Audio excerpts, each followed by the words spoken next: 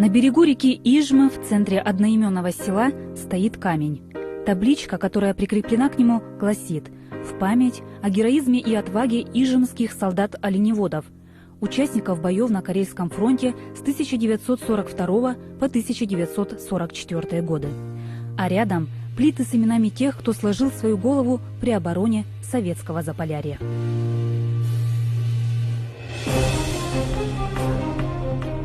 1940 год. Немцами уже утвержден план «Барбаросса», согласно которому одной из задач был захват Кольского полуострова, а значит взятие города Мурманск, что ставило под угрозу существование всего советского Северного флота.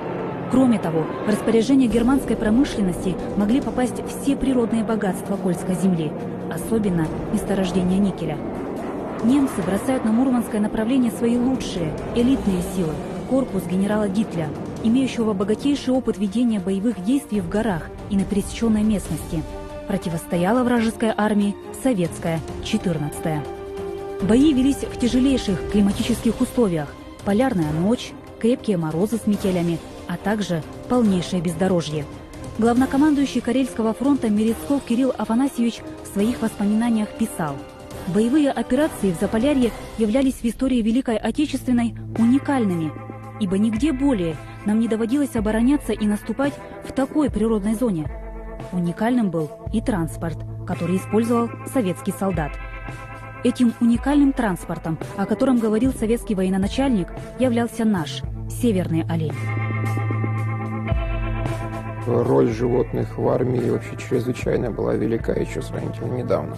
Огромные массы конницы, ветеринарные отделы армейские, все это существовало. А применение лошадей на севере в условиях войны на Карельском фронте оказалось нецелесообразным. Лошадь как гужевое средство плохо приспособлена к суровым условиям зимы. И это доказал опыт еще советско-финской войны, когда 4 кавалерийские дивизии, посланные на войну с финнами, просто-напросто лишились всех своих животных. Кстати, именно в этой войне, наверное, и стали применять оленей, правда, не с нашей стороны, а со стороны финнов. Они их использовали как живой транспорт. Что касается нашей стороны уже во время Великой Отечественной войны, то, наверное, с наступлением зимних холодов в 1941 году Карельский фронт сам уже начал применять этих оленей для перевозки боеприпасов, вывозки раненых. В ноябре 1941 года для 14-й армии Карельского фронта были сформированы первые 3 транспорта, состоявшие из оленьих упряжек Лавозерского района. Олени подразделения подчинялись командирам соединений и частей, которым они передавались на время той или иной операции. Роль первых оленетранспортных батальонов оказалась чрезвычайно высока. Их оценило командование Карельского фронта и подало прошение в Госкомитет обороны в Москву о том, что необходимо специально создавать путем мобилизации такие оленетранспортные батальоны. Обращение рассмотрели, и было решено призвать каюров вместе с оленями из Коми АССР и Архангельской области. В секретном постановлении Государственного комитета обороны под подписью Сталина от 20 ноября 1941 года было указано: призвать из Ненецкого автономного округа и Коми АССР 10 тысяч голов оленей, 2000 нарт с упряжками, каюров 1400. Из них Коми должна была предоставить 4000 оленей, 800 каюров и столько же нарт с упряжью. Все призванные оленеводы с ездовыми упряжками должны были составить 12 оленелыжных батальонов.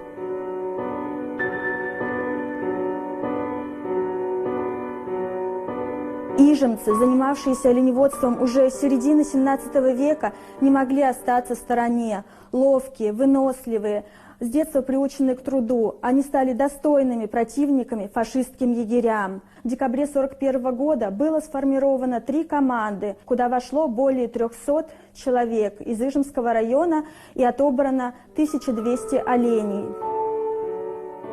Началась мобилизация. В Коми она проходила в Ижемском, Усть-Усинском, Усть-Цилимском, Кожвинском и Ухтинском районах. Органы власти и военные комиссариаты должны были в короткий срок подготовить оленей, нарты и каюров для отправки на фронт. На все сборы и путь отводилось всего 5 недель. В приказе указывалось направить призываемых в распоряжение Архангельского облвоенкомата со сроком прибытия не позднее 1 января 1942 года. Каюров направить в исправной собственной одежде и обуви, обеспечить продовольствием и фуражом до пункта назначения. Некоторые из иженцев вспоминали, что до мобилизации проходили краткосрочное обучение в Сизявске. Каюров обучали стрельбе, оказанию первой помощи.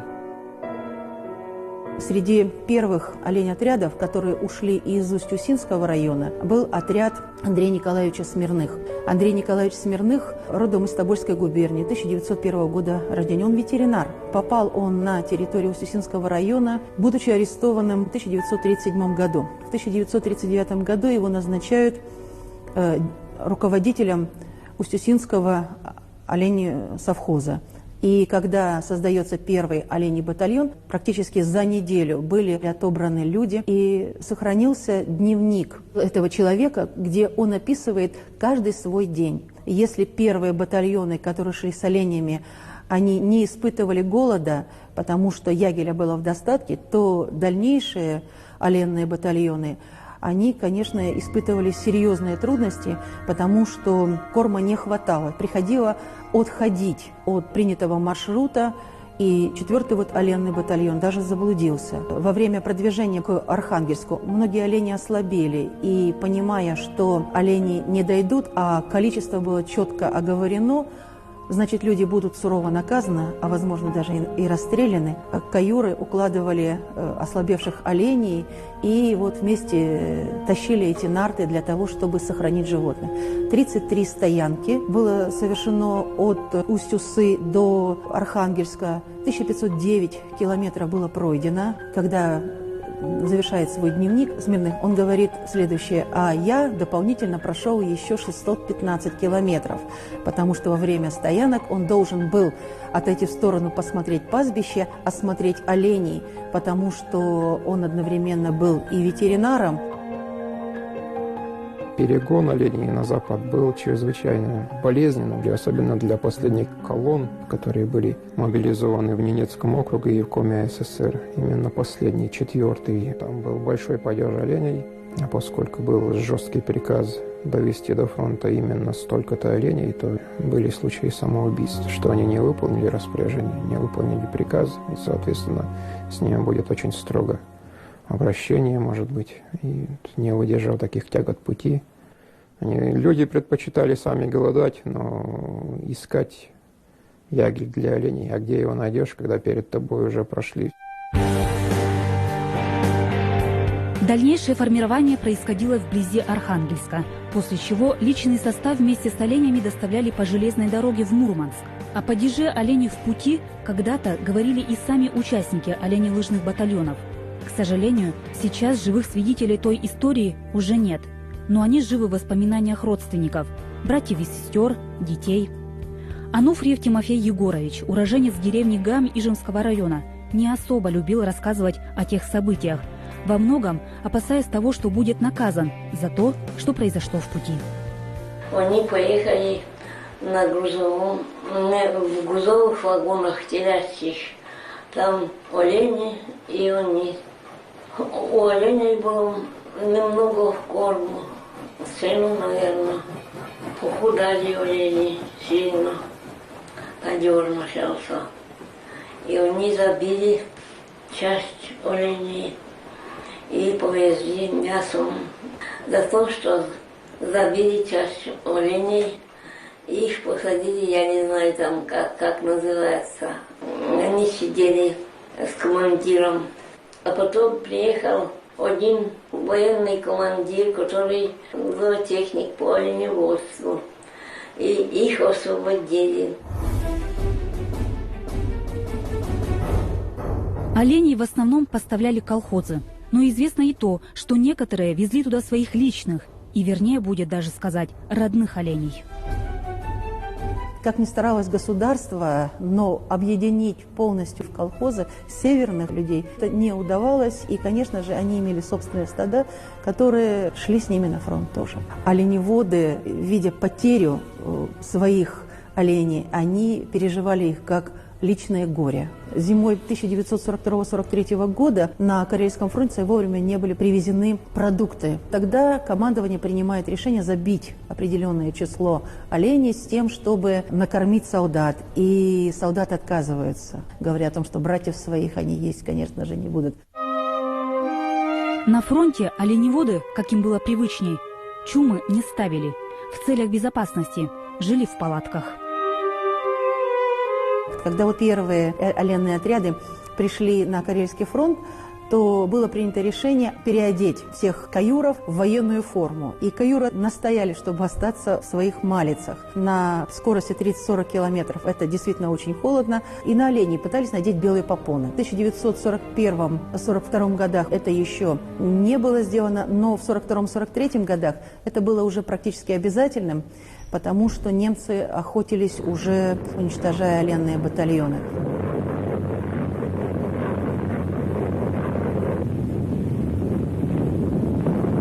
Родным языком был коми-язык, русского языка практически не знали. Поэтому было принято решение первые батальоны разделить ижемцев к саамам, к немцам, то есть перемешать с тем, чтобы не случилось что-то такого антиполитического. И только после первых операций, когда оказалось, что каюры большие патриоты, настоящие герои, тогда было принято решение воссоединить отряды обратно все. Олень – быстроногое, выносливое животное. Олени упряжки с успехом могут быть использованы для переброски военного снаряжения и бойцов. С помощью оленей бойцы доставляли на фронт боеприпасы и продовольствие, вывозили с боев сражения раненых и убитых солдат, эвакуировали летчиков с линии фронта со сбитых самолетов. Также доставляли военнослужащих на оперативные задания. Оленей использовали повсюду – в разведке, в десанте. В доказательство тому многочисленные воспоминания участников оленелыжного батальона, которые записывал, общаясь с ними, Никон Кондратьевич Хатанзейский. Краевед, журналист, почетный житель Ижемского района, ныне проживающий в Сыктывкаре и сам участник Великой Отечественной. Воевал на Белорусском, Прибалтийском и Дальневосточном фронтах. В Ижме именно он первым заинтересовался историей этого поистину особого подразделения и начал собирать материал. Ездил по району, знакомился с оленеводами, записывал воспоминания, которые, в общем-то, сейчас размещены во многих книгах. В 1975 году я собрал небольшой материал для районной газеты. Подробно начал изучать эту тему в 1976-1977 годах. Часто у меня спрашивают, почему так поздно стали собирать материал на эту тему. Дело в том, что личных подвигов на фронте было много. Все внимание акцентировали на этом. А что в случае оленеводов? Оленеводы и есть оленеводы. Но позже выяснилось, что и они совершили свой военный подвиг.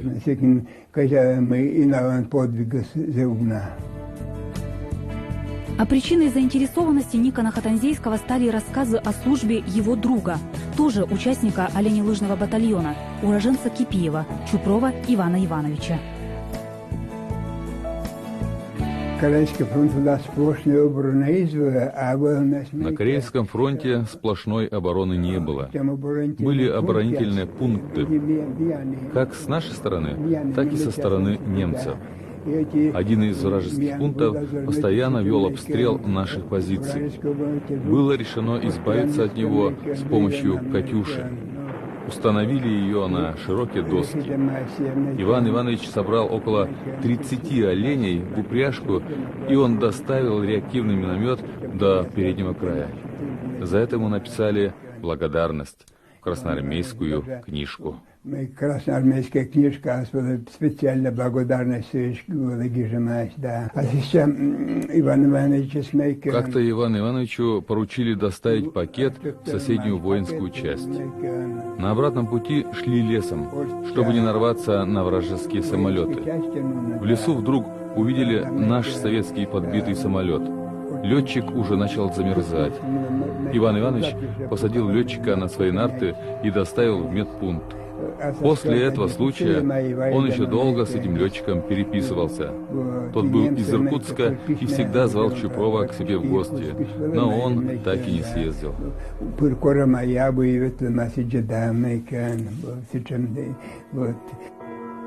После войны более 25 лет Иван Чупров являлся бригадиром оленьего стада в Кипиевском колхозе, за что был удостоен медали за трудовое отличие, серебряной и бронзовой медали ВДНХ, а также удостоен звания «Лучший оленевод Коми АССР». Не зря его прозвали академиком тундры.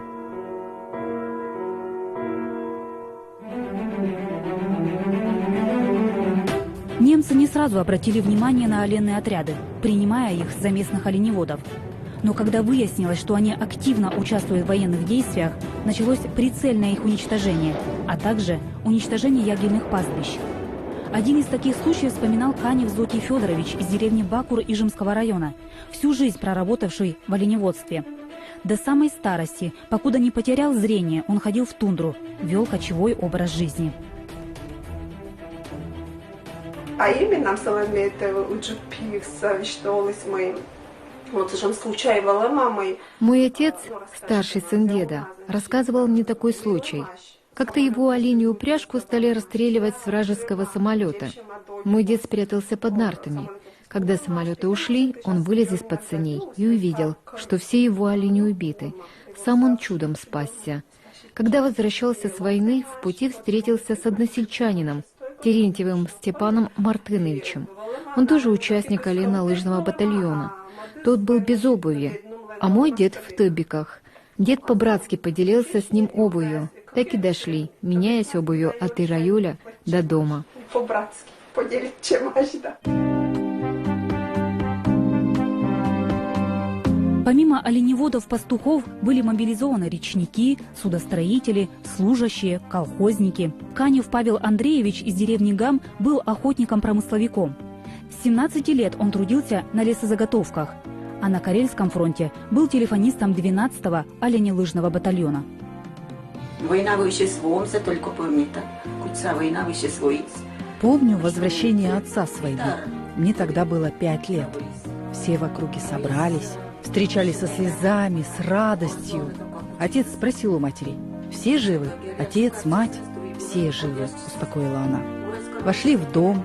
Он усадил меня на колени, вытащил что-то из кармана, попросил открыть рот и засыпал что-то сладкое.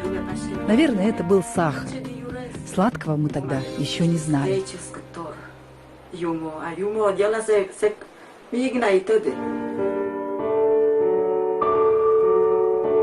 Артеев Алексей Иванович, уроженец деревни Варыш, тоже не был оленеводом, но был направлен в Заполярье для комплектования оленетранспортных отрядов. Погиб в другом месте, где продолжил свою службу. У родных Артеева сохранилась похоронка, извещающая о смерти солдата. Не могу сказать точно, служил ли он в военно-лыжном батальоне, так как погиб в другом месте. Знаю, что уходил в декабре с оленями. Мне было тогда 3 года и 8 месяцев. Помню только, что народу пришло много проводить его. Похоронка датирована 17 октябрем 1943 года. Добрый день или вечер, Анна Ивановна. В первых строках своего письма извещаю вас печальной вестью о том, что ваш муж, Артеев Алексей Иванович, геройски погиб в войне с немецким стервецом. Его командир Бабарыкин Владимир Александрович. Бабарыкин Владимир Александрович. Так же свято, как эту похоронку в семье Артеевых, хранят личные вещи, касающиеся той войны, родные Чупрова Максима Егоровича из Бакура. С детства знакомый с тундрой и продолживший свое дело после войны, Максим Егорович оставил тундру, когда ему было уже за 60 лет. То, что осталось как реликвии семейные от Максима Егоровича и от его пребывания на войне, это гвардейский знак. Первая медаль за оборону Заполярья, а вторая медаль должна быть за победу над Германией. Но, к сожалению, видимо, она утрачена. Напоминание о пути, пройденном Максимом Егоровичем, 2 книжки. «Военный билет» и красноармейская книжка. Удивительно, но здесь мы узнаем о том, даже какого роста был Максим Егорович. Так досконально велся учет во время войны, когда солдат получал и шапку-ушанку, когда он получал и нательное белье, когда он получал все, что было необходимо ему на фронте. На въезде в деревню Бакур стоит большой двухэтажный дом с оленями рогами на крыше. Это дом потомственного оленевода Чупрова Петра Дмитриевича, также участника оленелыжного батальона. Трудовая книжка Петра Дмитриевича полностью расписана. Работал пастухом, а затем более 25 лет возглавлял оленеводческую бригаду. Участник ВДНХ, имеющий многочисленные грамоты за трудовые успехи. Дело отца продолжили дети, внуки. О войне ничего не рассказывал, впрочем, как и большинство участников тех событий. Информацию родственники собирали по крупицам. На войну ушел в 1941 году вместе со своим односельчанином Никитой Иовлевичем Терентьевым. Оба попали на Карельский фронт. Помимо моего деда было много оленеводов. Они собрали более 500 крепких оленей. В августе 1942-го деда ранили. С октября по декабрь он находился в госпитале, признали его инвалидом и демобилизовали. После возвращения устроился в совхоз и всю жизнь проработал в оленеводстве. Деда я почти не помню, потому что он всегда был в тундре. А когда приезжал к нам, обязательно приносил мне конфеты и называл меня Еджидынькой. До сих пор не знаю почему. Очень часто дедушка встречался с другими оленеводами. Они очень любили играть в карты. В этом доме для оленеводов двери всегда были открыты. По плану Советского Верховного Главнокомандования, войска Карельского фронта должны прорвать оборонительную линию 20-й Лапландской армии немцев на Печенском направлении. Взаимодействуя с наземными войсками, корабли Северного морского флота должны высадить десант севернее Печенги. До 1944 года ситуация на Карельском фронте оставалась относительно стабильной. Но осенью 1944-го 14-й армии пришлось участвовать в Пицамо-Киркенесской операции, в ходе которой и был взят Пицамо, он же Печенга, а враг отступил к городу Киркенес. Была проведена нашими войсками достаточно удачная операция по взятию Пицамо. Была морская высадка. Причем оленей погрузили на морские корабли, что само по себе является уже большим подвигом, поскольку это животные, это дикие, свободолюбивые. Их погрузить на корабли было очень большой сложной задачей, с этим справились. Корабли вышли в море, потом началась другая проблема. Они не хотели теперь уже высаживаться с кораблей, поэтому оленеводы прыгали в воду, волокли за собой нарты. Корабли даже накренялись, чтобы олени стада просто-напросто вываливались в воду и участвовали в десанте. Но в итоге Пицамо был взят. В ноябре 1944 года Карельский фронт расформировали. Война для оленей закончилась. Но боевой путь для ижемцев, равно как и для остальных участников оленбатальона, продолжился. Многие впоследствии служили в других частях. Так как в годы войны оленные транспорты превзошли все ожидания, было решено передавать опыт оленеводства новому поколению. Для этой цели некоторых солдат оставили на сверхсрочную службу. Обучение проходило недалеко от Мурманска.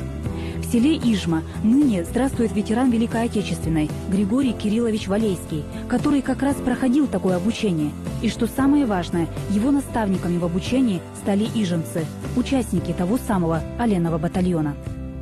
Я служил на норвежской границе, и меня командир батальона вызывает. Пришел, доложил, говорит, а сидит второй старший лейтенант сбоку, незнакомый. Командир батальона говорит, вы откуда? Я говорю, с КМСР. А второй говорит, с какого района? Я Ижемского. Бог, нам такие люди нужны. Я говорю, в чем дело? Ты ижемец? Да, ижемец. Да ты же оленевод. Да нет, я не оленевод. Как не оленевод? Ты ижемец. Вечером говорят мне, иди продукты получай и езжай. Это Мурманск надо ехать. Ижемский был, Ижемский, Арсеев, Егор, помню. Вот он меня взял. И на точку поехали и жили там. Он меня учил. Я же олени не знаю, у меня все олени одинаковые. Потом-то научился.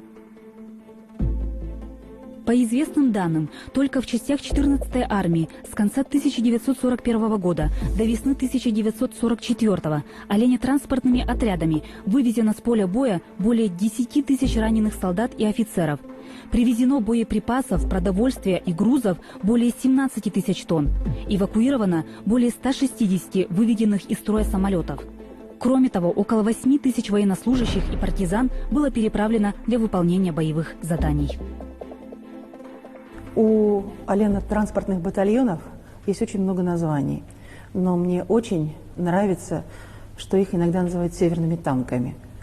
Если представить себе обычного оленя, то он на танк совсем не похож. Длиной почти 2 метра, высотой 1,20 м, 1,40 м. Это самый большой олень. Никакой ассоциации нет. А на самом деле олень очень выносливое животное. В нарту, который перевозит олень, может поместиться 400 килограмм груза, например, 5000 патронов или 150 лимонок.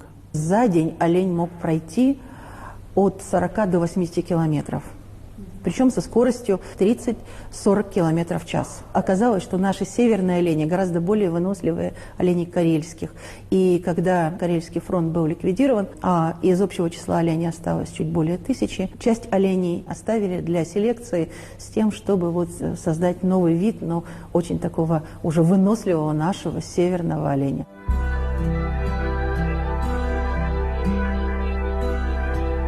Ижемцы помнят и чтят подвиг людей, защищавших нашу родину. 2016 год в районе был объявлен годом оленелыжных батальонов. Еще ранее, в 2014-м, в райцентре появился тот камень, который мы показали в начале этой передачи. На плитах, установленных рядом с ним, имена только 272 человек, которые на данный момент известны. Конечно же, ижемцев, принимавших участие в данных подразделениях, было значительно больше. И сотрудники Ижемского историко-краеведческого музея продолжают собирать информацию. Силами сотрудников того же музея была подготовлена и выпущена книга «Заполярная кавалерия», в которой собрана краткая информация о каждом участнике. На титульном листе книги изображена картина из собрания Национальной галереи Республики Коми. Художник ее – заслуженный деятель искусств Коми АССР Семячков Павел Ильич. Это уроженец Нюрчима. Он родился в 19 году, с детства любил рисовать, приехал в Сыктывкар. Сначала работал ретушером при государственном издательстве в Сыктывкаре, а потом в 1939 году он ушел в армию. Он прошел всю войну с 1943 года, с Курска. Он участвовал в боях в Первом Украинском фронте, освобождал Украину, освобождал Польшу, Германию и вот дошел до Дрездена. Сам он о войне сильно не вспоминал, но, видимо, война в нем так сидела. Он создал эту работу, которая называется «На боевое задание», которая никак не связана с его жизненным путем. В 60-е годы, в 50-е годы очень много путешествовал по республике. Он путешествовал по Печоре, он сплавлялся до Нарьян-Мара. И, наверное, вот я думаю, там, в общем-то, он про это узнал, и его эта тема очень заинтересовала.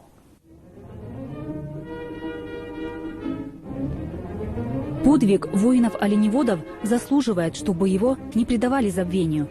Карельский фронт имел самую большую протяженность среди всех советских фронтов Великой Отечественной войны и единственный имел столь суровые природно-климатические особенности. Это единственный фронт, на одном из участков которого немецкие войска не смогли сломать государственную границу СССР.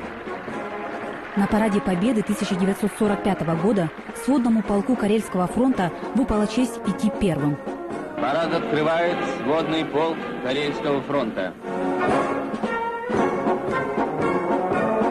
Свои знамена они принесли из далекого Заполярья, где среди болот и скал громили врага. С тех пор традиционно на парадах 9 мая знамя Карельского фронта несут первым среди знамен всех фронтов. И в этом также большая заслуга и наших коми-оленеводов – ижемцев, усть-селемов, усть-усинцев.